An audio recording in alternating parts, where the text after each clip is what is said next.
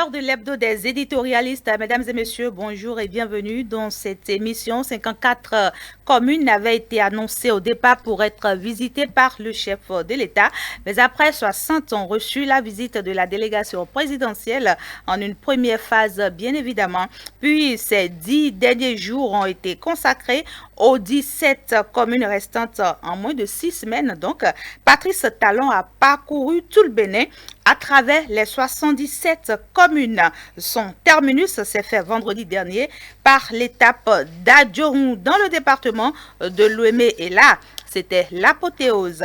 Le patron de la rupture a annoncé officiellement sa disponibilité à continuer dans la même dynamique afin de défendre la démocratie, la liberté et la bonne gouvernance. On va en parler au cours de cette émission.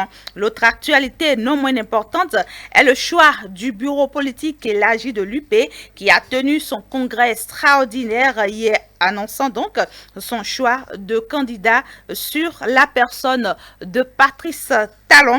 Également en cette semaine, cette décision de la Cour constitutionnelle relative à la prorogation de mandat du président en exercice et à la question du parrainage ont été interprétées par l'ancien président de la Cour, de la dite Cour bien sûr, Théodore Olo, une interprétation qui a suscité diverses réactions dans le rang des constitutionnalistes. Une information majeure à décrypter dans ce numéro de l'hebdo des éditorialistes. Et puis, pour durer, lancé bien sûr pour durer 19 jours, le retrait de formulaires de parrainage par les élus communaux et députés se fait depuis mardi dernier. Et à la date du vendredi 15 janvier, près de la moitié des concernés a répondu à cette exigence du code électoral. Et la Sénat, à la Sénat, bien sûr, pas de perte de temps. Les activités se déroulent et se succèdent avec pour respect strict du calendrier électoral. Au cours de cette semaine, donc, la liste des pièces fournies par les aspirants à la fonction du président de la République pour le compte de la présidentielle de 2021 a été rendue publique sans occulter le reste des fonds alloués aux partis politiques qui leur a été remis par les responsables de cette institution. J'en aurais fini avec le rappel des grandes lignes de l'actualité de la semaine par ce regroupement de l'opposition, ces leaders d'en face qui ont décidé de se constituer dans un front différent certainement de la résistance. L'on est en mesure de se demander pour quel objectif.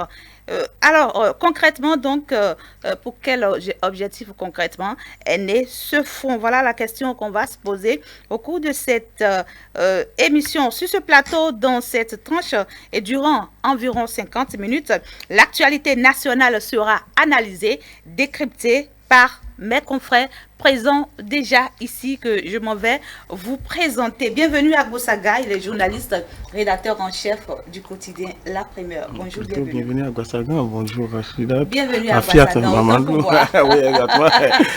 Comment vous allez ce matin? Très bien, grâce à Dieu Tout-Puissant. Ben, on est en janvier, bonne heureuse année. Oui, meilleur vœu, je dis souvent que nous prospérions à tous égards et que nous soyons en bonne santé comme l'état de notre âme. Merci beaucoup à vous, Rano Doumanou, journaliste au quotidien La Fraternité. Bonjour. Bonjour, cher ami Rafiat. Et de l'autre côté, Syriac Dekenou, journaliste, analyste politique. Bonjour, chers consoeurs, bonjour, mesdames et messieurs les téléspectateurs de E-Télé. Le décor ainsi planté, nous allons permettre à nos confrères de présenter donc les différents sujets qui ont retenu leur attention au cours de cette semaine. On commence par Syriac Dekenou. Bon, il y a 3 principaux sujets qui ont retenu mon attention au cours de cette semaine. Le tout premier sujet, c'est cette fin de la tournée du président de la République qui a été corroborée par cette annonce de déclaration de candidature du président de la République. À part ce sujet-là, le second sujet qui m'intéresse beaucoup plus, c'est la mise en place de cette plateforme de l'opposition. Les leaders de l'opposition, le mercredi dernier, ont mis en place un front pour quand même un front dit de sauvegarde de la démocratie ou bien de restauration de la démocratie. Le troisième sujet qui m'intéresse également, c'est le profil de qui pourrait être le vice-président du candidat Patrice Talon à la présidentielle de 2021. Donc c'est un sujet qui m'intéresse et il est très important que l'on puisse commencer par disséquer là-dessus pour analyser qui sont les probables prétendants à ce fauteuil prestigieux. D'accord, merci. On va y revenir donc pour le développement. Nous, Doumaou. Je dirais d'abord que le premier sujet qui m'intéresse, c'est l'un des critères de l'Union progressiste par rapport au choix au parrainage à accorder aux candidats à une élection présidentielle. Vous avez suivi hier, l'Union progressiste comme on devait s'entendre, s'y attendre, je dirais, désigner le président Patrice Talon comme son candidat. Mais là n'est pas le sujet. Là, le sujet, c'est le critère ou les critères de choix qui devaient fonder le choix des élus de l'Union progressiste par rapport à la question du parrainage. Ça, c'est une préoccupation.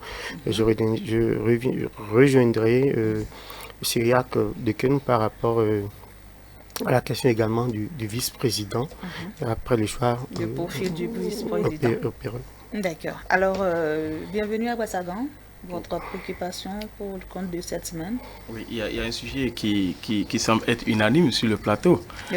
C'est la création du front, du front de la Renaissance de Dahomey, ou bien du front de la restauration de la démocratie. J'y arrive en fait.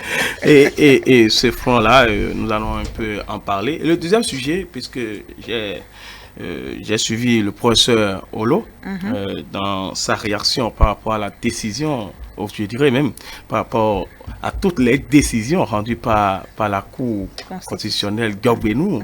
Et il faut le dire, avec cette réaction du professeur Olo, que moi je considère comme les juristes de ciel niveau. Et même si nous aussi, nous n'avons pas une grande qualité, mais nous savons qu'une décision de la Cour suprême nous donne la qualité de juriste de haut niveau. Et donc cela voudra dire qu'il ne faut pas fétichiser certains propos à des moments donnés. Et il ne faut pas aussi verser dans l'abus des valeurs intellectuelles. Il faudrait le préciser. Donc cette décision-là, il y a des éléments, par exemple le principe de la non-rétroactivité de la loi dont a parlé le professeur Olo. Je voudrais parler aussi du principe du consensus, qui est un principe à valeur constitutionnelle. Je voudrais aussi parler de la procédure d'urgence qui a donné lieu à la révision de la Constitution. Et un dernier élément sur lequel on dit qu'il n'y a pas dans cette cour-là des constitutionnalistes et il n'y a pas aussi des gens qui ont été délégués à la Conférence nationale des forces vives. C'est des choses donc sur lesquelles il faut revenir, parce que cette sortie du professeur Olo, c'est un professeur titulaire et je dirais même hors échelle, il faudrait préciser, mais cela n'empêche pas que nous puissions donc trouver qu'il y a quelques reproches discutables. Les reproches qui ont été effectués par lui sont discutables. Alors, puisque vous avez la parole, vous la gardez pour le développement. Alors, le premier élément, quand on dit que la Cour Gbagbenou, c'est une cour qui ne connaît pas l'histoire de la Conférence des forces vives, ou bien l'histoire de cette cour, j'analyse cela comme une sorte d'insulte. Permettez-moi de le dire de cette façon-là. Une sorte d'insulte. Non, je vais vous le dire, parce que c'est comme si à un moment donné, si quelqu'un qui n'a pas participé à la conférence nationale des forces vives ne se retrouve pas dans une cour constitutionnelle, cette cour constitutionnelle-là ne revêt pas une légitimité. Or, à un moment donné, les délégués à la conférence des forces vives et de la nation vont disparaître. Alors, nous, jeunes, n'avons pas droit à cette cour constitutionnelle. Deuxième élément, lorsqu'on dit qu'il n'y a pas de constitutionnaliste, ça, c'est un débat d'abord qui se fait dans nos facultés de droit. Il faudrait préciser. C'est un débat d'école. Nous avons remarqué que nous qui sommes du côté du droit civil, nous sommes les civilistes, et ceux qui sont du droit public n'aiment pas que nous, les civilistes, nous allons sur le terrain. Parce qu'ils considèrent que nous, les civilistes, en réalité, nous avons une vision large des choses au moment où ils ont une vision, je dirais même obtuse. Permettez-moi de le dire de cette façon-là. Et donc, quand vous analysez un peu, c'est une question d'école. Vous allez remarquer que depuis 2018, il y a eu un changement au niveau de la Cour constitutionnelle béninoise. Les décisions ont une qualité intellectuelle qu'il faudrait reconnaître. D'abord, celui qui est là, on connaît tout le potentiel qu'il est aujourd'hui, professeur titulaire en droit privé. Et donc, quand vous analysez un peu ces choses, sur ces deux éléments, moi, je ne suis pas d'accord avec le professeur Olo. Deuxième élément, c'est le principe de la non-rétroactivité de la loi. Le principe de la non-rétroactivité de la loi veut dire que la loi ne dispose que pour l'avenir. Elle n'a point d'effet rétroactif. Mais cela a des exceptions. Ce que le professeur Olo n'a pas dit. L'exception, c'est que même les dispositions transitoires peuvent conduire, sont des exceptions au principe de la non-rétroactivité de la loi. Dans nos textes, dans la Constitution, lorsqu'on est allé dans l'objectif donc de l'annulement des mandats, on a prévu des dispositions transitoires qui ont permis à ce qu'on puisse proroger le mandat de Patrice Talon. Et donc, si nous savons qu'il y a une exception à ce principe-là, pourquoi encore dire? Parce que pour les constitutionnalistes, ils disent qu'on ne peut en aucun cas, dans une loi constitutionnelle, prévoir le principe de la non-rétroactivité, de la rétroactivité de la loi. C'est-à-dire qu'il ne peut pas avoir de telles dispositions. Donc, voilà un autre problème. Alors, troisième élément, sur la procédure d'urgence. La procédure d'urgence, quand vous lisez bien les textes, d'ailleurs même vous lisez l'article 78 du règlement intérieur de l'Assemblée nationale, quand vous lisez bien les éléments, vous allez remarquer que le législateur n'a pas prévu expressément pour dire que l'on ne peut pas reviser, c'est-à-dire une constitution en procédure d'urgence. On dit projet de loi, proposition de loi. C'est eux qui vont dans la catégorie, parce que nous savons que nous avons la loi constitutionnelle, nous savons que nous avons la loi organique, nous savons que nous avons la loi ordinaire, nous savons que nous avons les lois référendaires. Et donc quand vous mettez tout ça, le législateur n'a pas prévu expressément pour dire en procédure d'urgence, vous ne pouvez pas analyser une loi constitutionnelle, ce qui a donné lieu à la révision de la Constitution. Alors le principe de consensus, moi je me pose la question de savoir, est-ce que le consensus veut dire l'unanimité? Si vous lisez très bien les textes, vous allez remarquer que le consensus, ce n'est pas l'unanimité. Alors quand on nous dit le consensus pour eux, dans leur esprit, c'est que nous devons calquer, en tout cas le dialogue national, sur le modèle de la conférence des forces vives de la nation de 1990. Or, il y a Héraclite qui dit, non ne peut se baigner dans une même eau deux fois. Et que les choses aussi évoluent. Si les choses évoluent, il faut évoluer avec les choses. Mais quand vous prenez ce qu'on est en train de dire, c'est comme si on n'a pas respecté le modèle de la conférence des forces vives de la nation. Donc quand vous mettez tous ces éléments dans un agrégat, vous allez remarquer qu'il y a des redites. Et donc sur ces choses-là, c'est vrai, c'est un professeur de haut niveau, je dirais de ciel niveau, je le précise d'ailleurs. Mais nous sommes en matière de doctrine, on peut discuter en matière de doctrine. La seule chose pour échapper, lorsque on est dans ces genres de situations à la doctrine, c'est la loi. Si la loi prévoit, donc le reste là n'est que interprétation. D'accord, je vais vous arrêter pour le moment. Bassagan, vous êtes tellement inspiré. Alors, Syriac, dès que nous dites-nous, est-ce que les réactions du professeur Théodore Olo sont vraiment discutables? Bon, vous savez, nous sommes dans un débat juridique et c'est comme aller défendre un client devant le prétoire, que ça soit dans l'un ou dans l'autre sens, il y aura toujours des arguments pour pouvoir quand même, disons, justifier tel ou tel acte. Se défendre. Dans le cas espèce, moi, je considère plutôt que le débat lié quand même, disons, à cette prorogation de mandat est un débat qui a véritablement évolué en ce sens où je voudrais beaucoup plus condamner les acteurs de l'opposition qui ont manqué d'éveil. Vous savez, je me rappelle ce matin-là où je faisais la revue de presse où j'ai lu un journal dont je ne voudrais pas faire la publicité ici, mais bon, je vais le dire. On vous le permettra d'ailleurs pas. On vous le permet pas, on vous le permet pas. C'est que je lisais ce journal-là juste au lendemain de cette révision constitutionnelle qui a très tôt fait d'attirer l'attention sur le fait que, contrairement à ce que les gens pensent au niveau de l'opinion publique, que Patrice Talon passera la main à telle date. Silence radio. Donc, effectivement, c'est ce jour-là que moi-même j'ai compris que la révision constitutionnelle permettait, au nom du principe d'alignement du mandat, à ce que, quand même, disons, pour que les élections puissent se dérouler dans un contexte, pour qu'il n'y ait pas chevauchement d'élections, que le mandat de Patrice Talon soit prolongé. Mais les acteurs politiques sont restés silencieux sur le sujet. Et je suis surpris de constater que nous sommes finalement à 3 mois de l'élection présidentielle, que maintenant l'opposition se réveille et commence maintenant par quand même, disons, soulever un problème, sachant très bien que même si leur proposition ou bien même si leur récrimination était fondée, nous sommes quand même à 3 mois de l'élection présidentielle et qu'il ne serait pas possible quand même dans un contexte actuel de revenir sur des tests qui rentrent quand même dans l'organisation directe de cette élection présidentielle.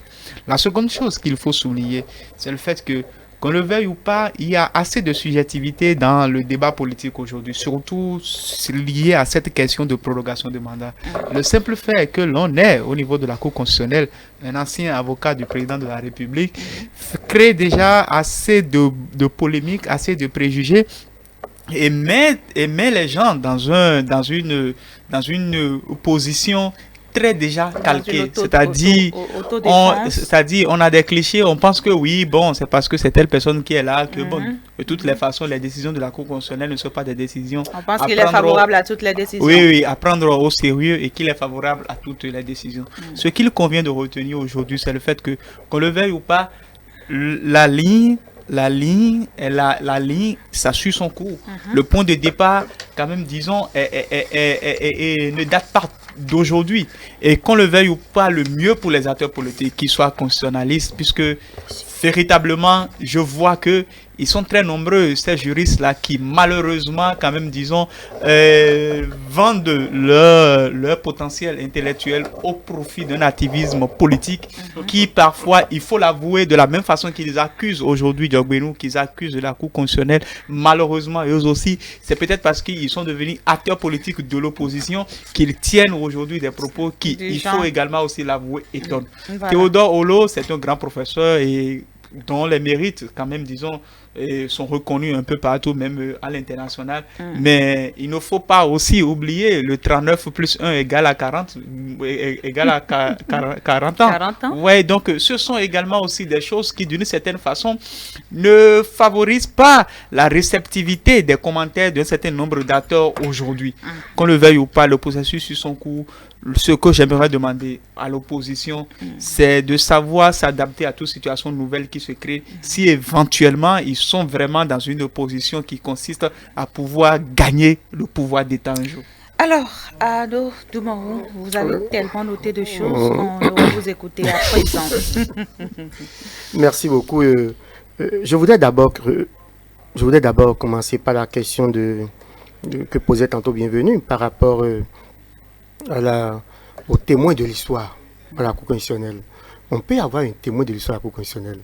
Mais je dis aujourd'hui, la faute, c'est peut-être beaucoup plus à nos aînés. Il ne faut pas qu'on range les témoins de l'histoire dans les tiroirs. Il faut que la jeune génération, les jeunes que nous sommes, et après nous, nos enfants, les générations futures puissent savoir quand même qu'il y a toujours des témoins de l'histoire. Et par rapport aux témoins de l'histoire, on leur rend des hommages. C'est pour ça que vous allez suivre que, au-delà de la pagaille que nous observons, quelqu'un a dit que c'est le Bénin un pays de pagaille, c'est pas moi, c'est Patrice Talon qui l'a dit. Au-delà de la pagaille que nous observons au Bénin, dans certains pays, dans certaines grandes démocraties, on a de la valeur, on a de la considération, une certaine considération aux témoins de l'histoire, à ceux-là qui ont apporté leur contribution intellectuelle, leur contribution physique, à ce que nous sommes devenus aujourd'hui, à ce processus que le Bénin a connu depuis 30 ans par exemple. Vous voyez? Et donc par rapport à cela, lorsque vous voulez parler des personnes un peu comme le professeur Olo, il faut beaucoup de respect. Beaucoup de respect à ces gens-là. Et lorsque vous... Laissez-moi finir, si vous permettez. Je crois que vous n'avez pas interrompu les amis tout à l'heure. Non, mais lorsque vous allez dans les gros mots, il faudrait que je vous régularise aussi. Je suis dans mon droit. Vous dites que lorsque vous parlez de ces personnes-là, telles que le professeur Olo, que nous respectons d'ailleurs, c'est avec beaucoup de respect, beaucoup de considération. On le considère. Et donc, dans les états sérieux, lorsque ces témoins de l'histoire sortent pour s'exprimer, encore qu'ils ne s'expriment pas à tout bout de champ. Vous avez déjà suivi le professeur Olo intervenir combien de fois dans tous les débats qu'il y a eu? C'est de ça qu'il s'agit. Et depuis qu'il s'est retiré de la Cour constitutionnelle, vous l'avez déjà entendu intervenir combien de fois. Et donc, pour vous dire donc qu'il nous faut beaucoup de respect. Cela ne veut pas dire que et pour vous finir, et donc par rapport, laissez-moi finir sur cette question, pour dire donc que lorsqu'on parle du privilège que peut y avoir une cour constitutionnelle en ayant en son sein un témoin de l'histoire, ce n'est pas juste une critique. En principe, ça peut être un souhait. On peut ne pas l'avoir. Ce n'est pas un crime, mais ça peut être un souhait qu'au sein d'une cour constitutionnelle, qu'on ait un témoin de l'histoire. Ce n'est pas juste fondé sur ça, dit non, c'est rien du tout. On peut ne pas, non, ce n'est pas ça. On sait que quand même les hommes ne sont pas éternels et que les hommes finiront par mourir. Mais on dit que c'est quand même bien, il y a quand même un privilège pour une cour d'avoir un témoin de l'histoire en son sein. Au-delà de ça, Nous parlons de la loi constitutionnelle. Nous ne parlons pas de la Cour suprême, qui est la dernière juridiction en matière juridictionnelle pour le rapport de décision en matière judiciaire. Nous parlons donc de la Cour constitutionnelle, qui est la plus haute juridiction en matière constitutionnelle. Et donc, le Constituant a prévu 2 cours qui sont, dont les décisions sont sans recours. La Cour constitutionnelle en matière constitutionnelle et la Cour suprême en matière judiciaire. À partir de ce moment-là, si des gens, les privatistes ou les, je ne suis pas juriste, les clientélistes qui veulent, ou ne sais pas, tout ce que vous voulez, oui. Si vous voulez vous exprimer autrement, alors d'accord, allez vous retrouver au niveau donc de la plus haute juridiction judiciaire, la Cour suprême, vous vous retrouvez là-bas. Mais ici, nous sommes au niveau de la plus haute, de l'autre plus haute juridiction judiciaire prévue par le constituant, c'est-à-dire donc la Cour constitutionnelle. Alors, ce n'est pas un crime de souhaiter qu'au sein de cette cour-là, que nous ayons un juriste de droit constitutionnel. Je dis que le procès qu'on fait par rapport à ces 2 éléments-là, au témoin de l'histoire et à un juriste, un juge de droit constitutionnel, ce sont de faux procès. Parce que le reste, laissez-moi, je vous laisse. Vous avez fait tout à l'heure ce procès-là, et je dis que c'est de faux procès. Si les privatistes se retrouvent au niveau de la Cour suprême, par exemple, il n'y a pas de débat. Pourquoi on ne fait pas ce débat à ce niveau-là? C'est parce que quelque part on dit, ce n'est pas un impératif.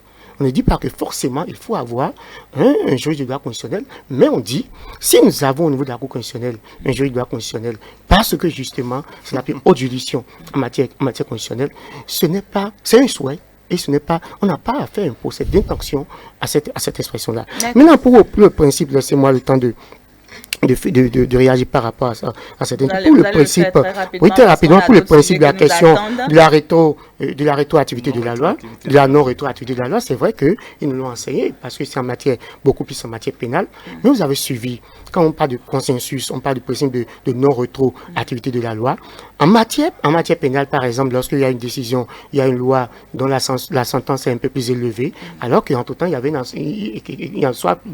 ancienne loi dont la sanction est plus élevée, voilà, une application plus douce de la loi. Je suis d'accord que, au-delà de ça, on peut avoir, comme l'a dit le professeur David Yanwi, on peut avoir dans une loi qui prévoit en son propre sein des principes de rétroactivité. Ce n'est pas impossible. Mais nous disons ici que la matière, c'est la constitution béninoise qui est l'âme du peuple. Et nous avons vu des juristes, aujourd'hui, vous parlez de certains juristes. Hier, nous avons vu des mêmes juristes qui ont quand même parlé de ce consensus-là. Nous avons vu le procès de Diogbenou, nous avons vu le procès, nous avons vu Maître Abraham Zino, nous avons vu plein de juristes, mais aujourd'hui, l'environnement a changé, le contexte a changé, et les mêmes juristes qui ont fait autres déclarations hier, parce que nous les avons entendus, aujourd'hui, ils reviennent, ils font des déclarations contraires, parce que le contexte a changé, parce que l'environnement a changé. Est-ce que pour nos jeunes, ainsi, ça veut dire que c'est des gens, aujourd'hui, qui aussi renforcent la subjectivité du droit. Est-ce que nous allons nous inscrire dans ce registre-là? Est-ce que nous n'avons plus de repères en matière de droit au Bénin? C'est pour ça que je dis, au-delà de tout cela, la question fondamentale, pour conclure je vais conclure sur la question des opposants. Pour dire, vous êtes opposant à un régime. Et c'est un régime qui, vous avez vu, par la force des habitudes, que l'habitude de foncer est baissée. Vous avez vu en 2019, le régime a foncé. Vous avez vu les élections communales, le régime a foncé. Et nous sommes également dans le cadre de la présidentielle.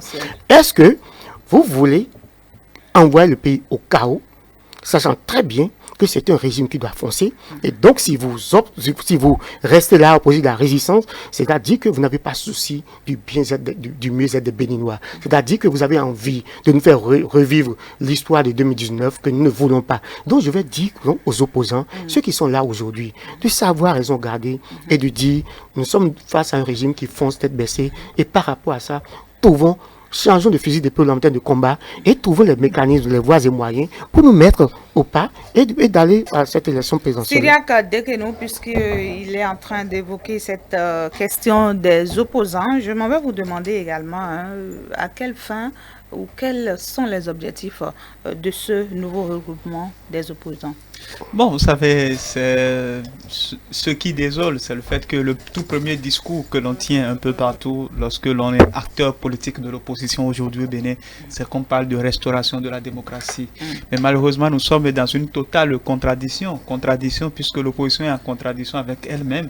Vous parlez de restauration de la démocratie alors que vous êtes une opposition capable de se réunir ici au Bénin, à Cotonou, au point quand même, disons, de tenir une rencontre d'une telle envergure.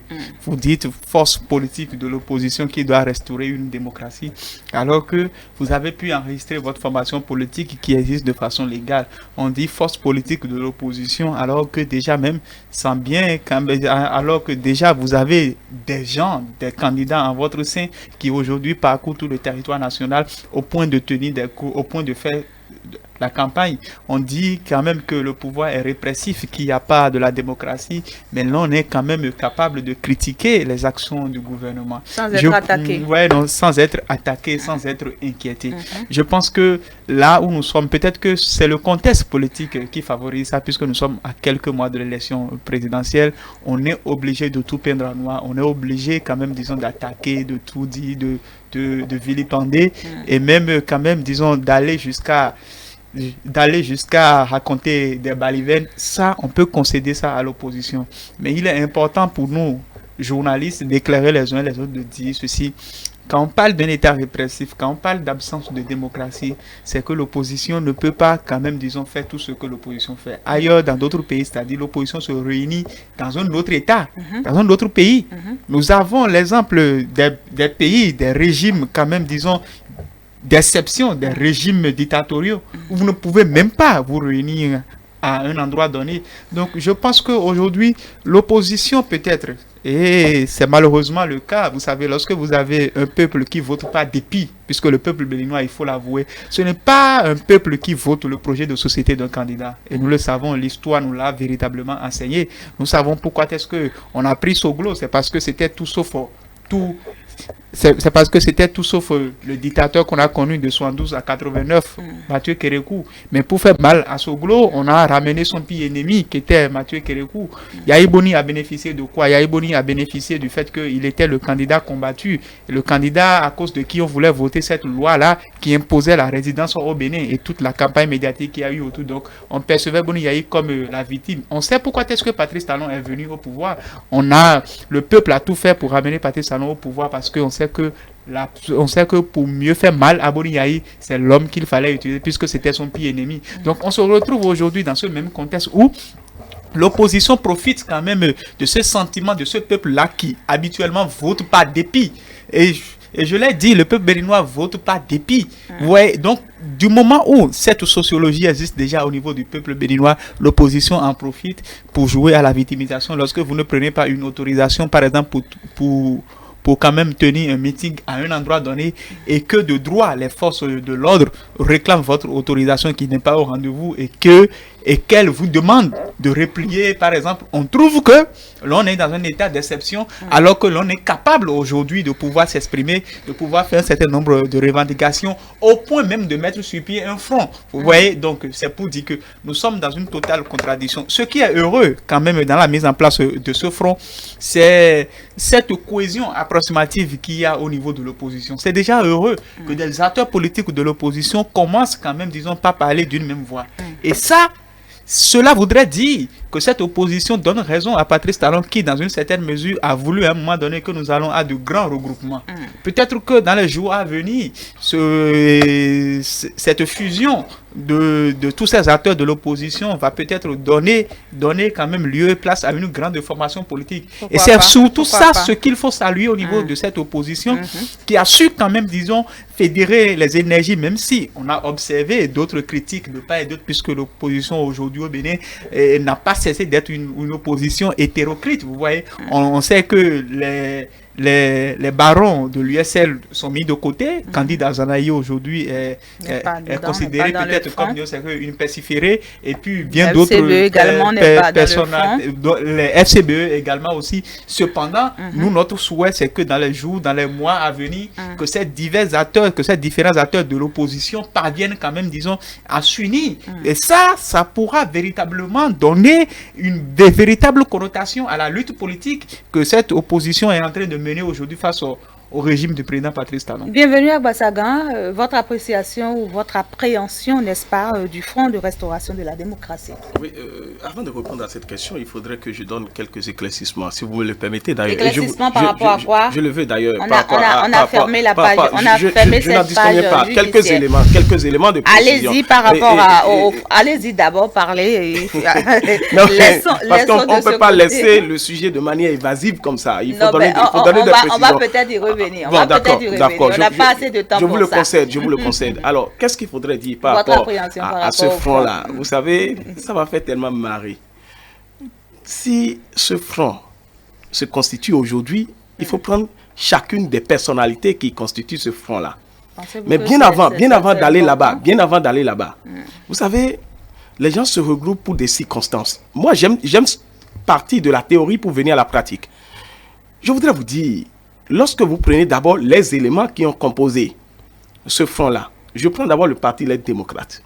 Quand je passe au scanner des 7 fonctions essentielles d'un parti politique, je ne retrouve pas, j'ai l'habitude de le dire, la fonction programmatique, il n'y a pas.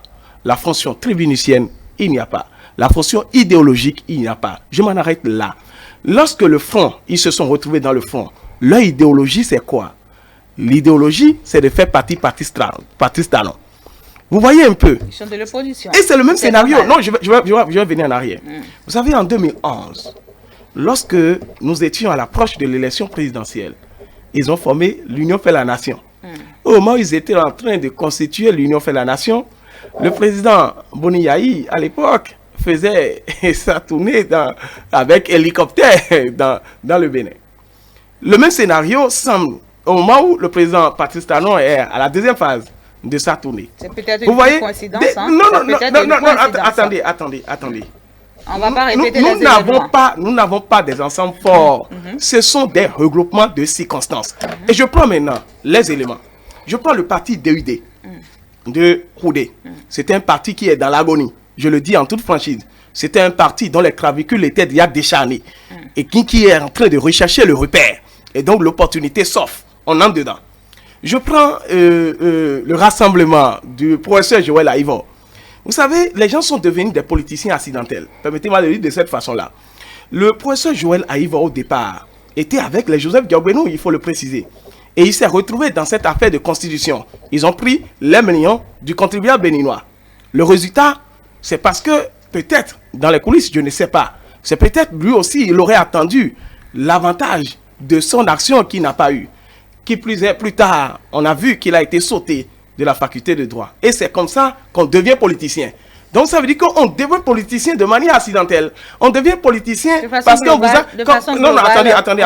Comment est-ce que vous... Ce front-là, c'est le front de l'appétence. Ils sont en train de rechercher l'appétence. Ils n'ont pas l'idéologie. Quand je dis idéologie, l'idéologie reste pérenne. L'idéologie reste constante. Leur idéologie, je le dis et je vais le répéter. On peut me le refuser, mais je vais dire qui donne concrètement leur idéologie. C'est restauration de la démocratie. Et d'abord, il faut faire attention à des gens qui parlent de restauration de la démocratie.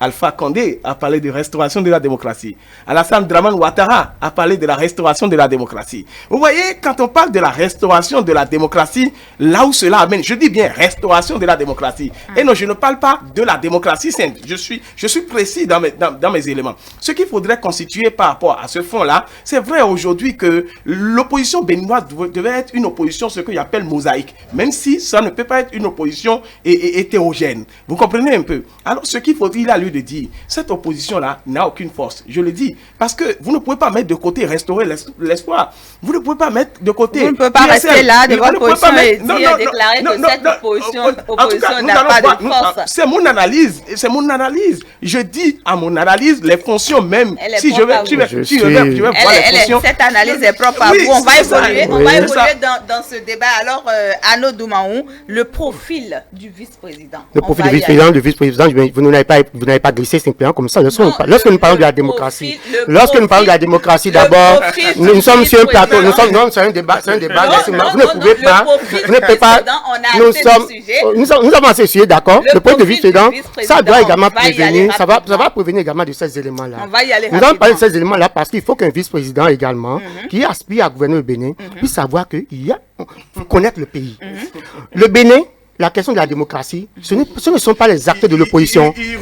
L'amnistie internationale, le rapport de la Commission béninoise des droits de l'homme, le rapport de la Commission béninoise des droits de l'homme a remis en cause un certain nombre d'éléments qui portent préjudice à la démocratie béninoise. Le rapport de l'amnistie internationale, le Bénin qui a été déclassé, le Bénin qui a été déclassé, le Bénin qui n'est plus sur la liste des pays sûrs par le froid. Il ne faut pas que nous sommes journalistes, il ne faut pas que nous sommes sur un plateau de télévision, il faut pas qu'on dise des choses comme si rien ne se passe dans ce pays-là. À partir de ce moment-là, je vais tirer l'attente sur ça, pour dire donc à mon cher ami bienvenu qu'il ne faut pas seulement se préoccuper de l'opposition quand nous parlons de la démocratie. Il faut reconnaître que nous avons eu quelques, nous avons eu beaucoup de... Je suis libre de mon opinion. Nous avons eu beaucoup... Je la soutiens.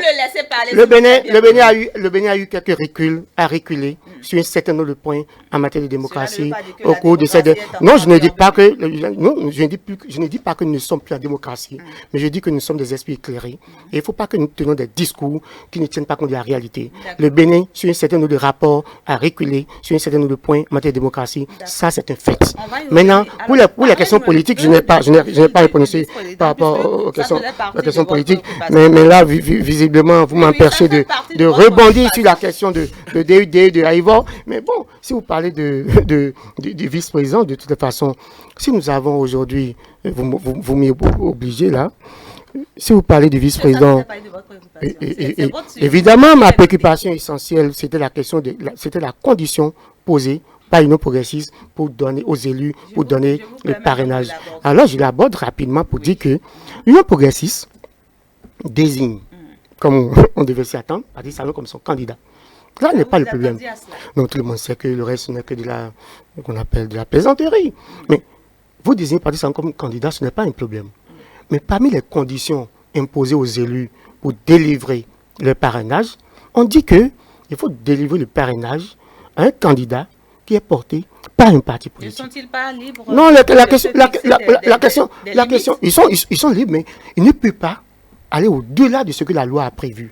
Le législateur n'a pas prévu que pour qu'un candidat à une élection présidentielle ait un parrain, qu'il faut forcément que ce candidat soit issu d'un parti politique ou soit porté par un parti politique. Je dis on peut dire que c'est discutable, lorsque nous sommes encore dans le contexte que nous connaissons aujourd'hui, où il y a beaucoup de polémiques, il y a beaucoup de discussions, où nous appelons à une élection inclusive, et que nous sommes d'un parti, soutenant les actions du président Patrice Talon, nous sommes d'un parti qui a bénéficié de la faveur des réformes, parce que lorsque vous mettez en œuvre une réforme qui finalement vous donne un parlement monocolore, vous donne 111 mai, 77 mai, même si vous êtes de bonne foi, on peut remettre en cause votre bonne foi là. Mais je dis aujourd'hui, et tenant compte de cette faveur dont a bénéficié le parti Union progressiste, qui est sorti de cette faveur comme le premier parti, c'est-à-dire le plus grand parti, et que ce plus grand parti en arrive à mettre comme condition, à imposer comme condition aux élus qui se disent libres pour parrainer un candidat. Il faut que ce candidat-là soit porté par un parti politique, qui soit issu d'un parti politique.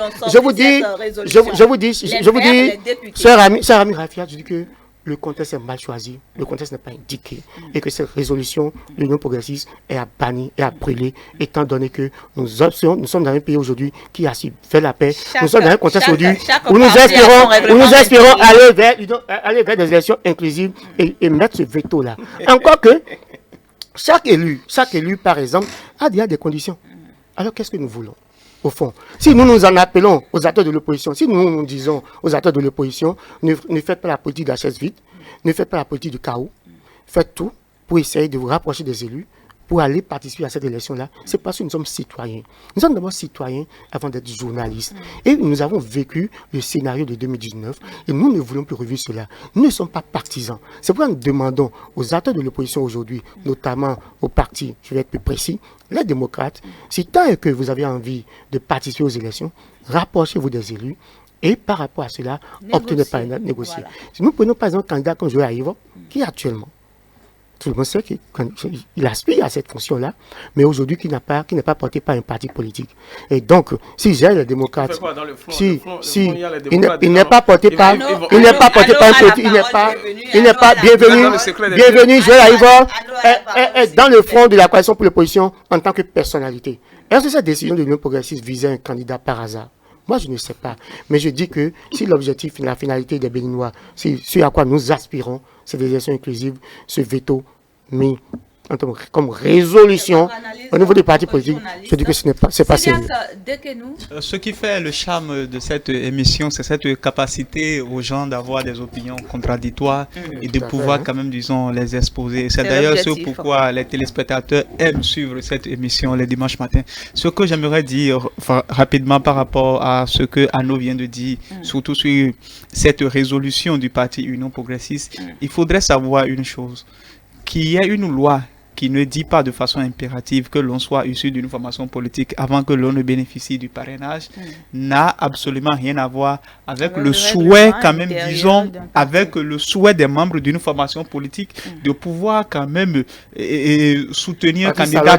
J'en viens, s'il vous plaît, de pouvoir soutenir un candidat présenté par une formation politique. Et il ne faudrait pas analyser cette décision, cette résolution de l'Union progressiste au premier degré. Non, il faut l'analyser quand même, disons, dans un sens au second degré et comprendre que l'Union progressiste peut craindre également aussi une fuite de ses membres.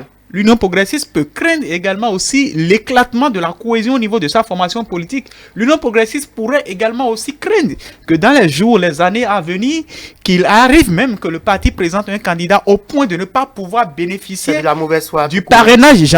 Anno, s'il vous plaît, je me suis donné la discipline de vous écouter, je vous prie d'en faire de même. Écoutez, c'est-à-dire que c'est une formation politique qui ne voudrait en aucun cas, dans un futur proche ou bien immédiat, être victime du fait que le parti même pourrait présenter un candidat au point où l'on ne soit pas véritablement en mesure de bénéficier du parrainage des siens. Mieux, ce qu'il ne faut pas oublier, c'est la chronologie des faits. On a connu une élection communale au cours duquel même le parti a présenté des candidats pour être élus maire et des conseillers qui ont été positionnés par le parti ont commencé des jeux d'alliance vraiment, c'est-à-dire incestueux, au point d'en arriver même à ne pas respecter la décision de la formation politique.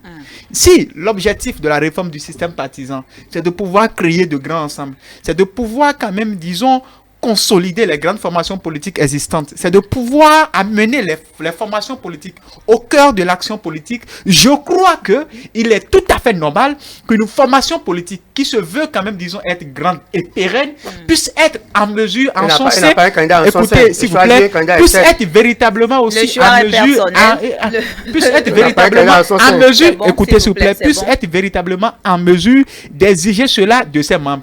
Mieux. Seconde chose. Oui, au fait. On va aborder notre dernier sujet. Seconde chose qu'il convient d'analyser, c'est ceci.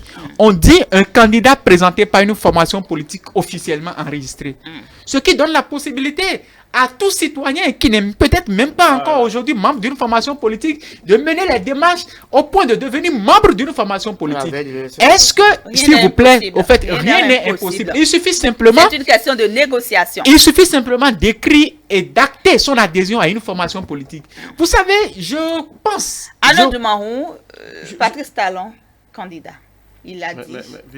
Il a dit. Vice-président, vous m'avez pas permis. Non, mais écoutez, on n'a même pas abordé le sujet de vice-président. Nous avons 5 minutes pour finir cette émission. Patrice Talon, candidat, il a dit vendredi dernier à Djoron. Quel était votre état d'âme lorsque vous avez appris la nouvelle? J'étais pas surpris du tout par Patrice Talon. Candidat, bon, on le savait déjà, encore que en faisant cette déclaration à la fin de sa tournée, quelque part, il donnait raison à ceux qui pensent qu'il était dans une pré-campagne électorale. J'aurais souhaité que Patrice Talon finisse sa tournée et fasse cette déclaration de candidature dans un autre contexte. Parce que lorsque vous avez entamé cette tournée, et au cours de cette tournée, non seulement vous avez parlé des réalisations, mais vous avez beaucoup plus fléché l'opposition. Vous avez suivi les discours tout le long de tout le parcours du président Patrice Talon. Il a suffisamment fléché l'opposition. Il a trouvé que les gens avaient mal fait, que le Bénin est né en 2016, parce que pratiquement depuis que le Bénin est Bénin, depuis la nuit des temps, ce que nous avons jamais vu, c'est ce que nous avons jamais vu être réalisé. Non, mais nous avons suivi le discours. discours de moi. Depuis la nuit des temps, c'est le Bénin est né en 2016. Et depuis la nuit des temps, on n'a rien vu, c'est maintenant qu'on a tout vu. Mais lorsque vous avez fini ce discours-là, lorsque vous avez fini de flécher les gens, et que les gens vous critiquent et vous dites que vous étiez dans une pré-campagne électorale, alors vous finissez votre tournée. C'est tant que cette tournée, c'était une tournée de réduction de comptes. Et vous finissez. Et dans un autre contexte, vous venez déclarer votre candidature. Mais curieusement, vous constatez que c'est à la fin de la tournée que le Parti Salon dit bon, je suis candidat. Bon, je suis un homme d'émotion et je cède. L'option et donc cette candidature, ne m'inquiétez pas. Ce qui quand même me paraît un peu paradoxal. Évidemment, ce qui me paraît quand même paradoxal, l'information politique, parce que des indiscrétions, le Parti Salon redonne les instructions pour que le BR, l'Union progressiste et le BR républicain se réunissent quand même pour s'entendre sur un vice-président. Mais on devrait déjà tout au moins entendre le nom du vice-président. Ce n'est pas encore tard. Non, je vous dis que hier, l'Union progressiste était en session extraordinaire, le bureau politique. On dit non, on remet tout dans les réflexions continues pour qu'on ait ça fait peu sérieux. Ça fait peu sérieux dès lors que vous savez que l'élection c'est en duo. C'est-à-dire que le bloc républicain c'est que l'élection c'est en duo. L'Union progressiste c'est que l'élection c'est en duo. Et que vous venez à la phase du monde, vous dites mais non, le candidat que nous choisissons, c'est Parti Salon, et sur le vice-président, on n'a rien. C'est comme si vous vous êtes rassemblés pour bavarder inutilement. Parce que tout le monde sait que Parti Salon devait être candidat. Je suis au regret, il faut le dire. Quand normal, mon cher ami, Arnaud Domamou, c'est comme s'il avait la possibilité de s'introduire notamment dans la cervelle des membres de l'Union progressiste pour les dissuader d'expédier au diable Vauvert leur intention de porter Patrice Talon comme candidat, il le ferait. Alors, qu'est-ce que je voudrais dire à partir de ce moment-là? L'annonce de la candidature de Patrice Talon, j'ai écouté beaucoup de choses. Certains sont même revenus sur l'exigence morale. Et là, je vais donner un éclaircissement. Quand les gens disent l'exigence morale, je le soutiens d'ailleurs, je dis souvent une chose. Ça, c'est l'éthique et la morale. Vous savez, nous sommes dans un état de droit. Si la Constitution permet à Patrice Talon de revenir, la Constitution lui permet de revenir, il va venir. Alors les gens s'attaquent à son discours. Ils disent que, certains disent même que si c'était un discours qu'il a tenu devant les fétiches, et c'est-à-dire qu'on aurait su qu'il pourrait respecter. Mais je vais leur dire une chose. Même ce serment-là, il faut distinguer la cérémonie de serment et du serment. Vous savez, la portée juridique de la cérémonie de serment, quand une phrase, c'est pour ça qu'on a prévu des phrases. Le discours prononcé par Patrice Talon pour dire qu'il fera de son mandat unique, etc. Ce discours-là n'a aucune portée juridique. On ne peut même pas assigner. C'est un discours personnel. Et le constituant originaire n'a pas prévu quelque chose en la matière. Donc, n'importe quel chef d'État peut venir dans son discours et dire sa chose. Et il faut dire encore, l'homme ondoyant et versatile. Aujourd'hui, je vois avec toute l'envergure de démonstration que Arnaud Domamou, il tire à boulet rouge sur le gouvernement. Je n'en dis combien pas, c'est son option et je le lui concède. Mais ce qu'il faudrait dire en réalité, la candidature de Patrice Talon portée par l'Union progressiste, qu'est-ce que vous voulez encore qu'on nous dise aujourd'hui? Non, on ne peut pas aujourd'hui montrer celui qui est co-listier de Patrice Talon. Il faut être précis. Si les deux partis ne se mettent pas ensemble pour décider de cela, vous voulez quoi? C'est comme si vous êtes en train de proclamer une anarchie et que cela ne vient pas. Et aujourd'hui, vous êtes non, pas dire une personne et dit bon, on revient sur le second. C'est une stratégie. Sérieux. En matière politique, en matière politique, il faut de la stratégie et de la méthodologie. C'est pour ça, vous allez remarquer dans la démarche des gens. Non, attendez, laissez-moi finir mon raisonnement. Vous voyez, la démarche de Patrice Talon, c'est quoi? Vous allez remarquer que dans leur démarche, il y a de la déduction, il y a l'induction et l'abduction. C'est ça en réalité. Quand vous mettez ces trois éléments dans un agrégat, vous allez remarquer que qu'on marche avec la pédagogie. Pour finir sur cette déclaration je dis très bien, si Patrice Talon, puisqu'il a dit selon sa disponibilité, selon l'environnement et autres, et il voit qu'il a la possibilité d'aller. En tout cas, c'est son choix d'aller à une élection. Je ne vois pas qui va le lui défendre en réalité. C'est-à-dire que dès que nous, alors, vous étiez dans la délégation présidentielle, sûrement. Alors, comment est-ce que les populations ont accueilli cette nouvelle? Vous savez, à Djoum, puisque il faut le rappeler, il faut faire un rappel à l'histoire et considérer que c'est... Vous avez juste 2 minutes pour en fait, c'est d'ailleurs depuis à Djoum que l'annonce de la candidature de Patrice Talon était partie en 2016. Et en 2015, je crois. Donc, revenir sur les mêmes lieux et voir ces mêmes jeunes-là qui... oui, et voir ces mêmes jeunes-là réclamer et de façon insistante et intempestive, puisque tout au long de la tournée, la réclamation des gens un peu partout a été à ce que le président de la République puisse continuer la dynamique. Vous savez, on ne peut pas reprocher à Patrice Talon d'être candidat. La Constitution permet à Patrice Talon d'être candidat. Évidemment. Ouais, donc c'est que personne ne peut en aucun cas lui faire ce procès-là. Ce qu'il convient aujourd'hui de souligner, c'est de pouvoir aller au-delà de ce débat de la candidature de Patrice Talon et penser beaucoup plus à la désignation de celui qui pourrait être le vice-président. Parce que là-dessus, c'est le sujet le plus préoccupant.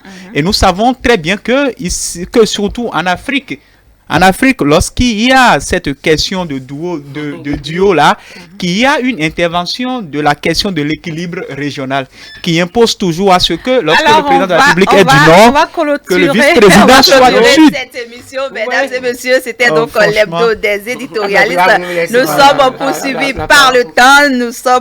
par le temps. Dans quelques minutes, 1 minute au plus, vous allez suivre le bulletin de l'information. C'était donc l'hebdo des éditorialistes de ce dimanche 17 janvier 2020. Merci de votre attention. À très bientôt.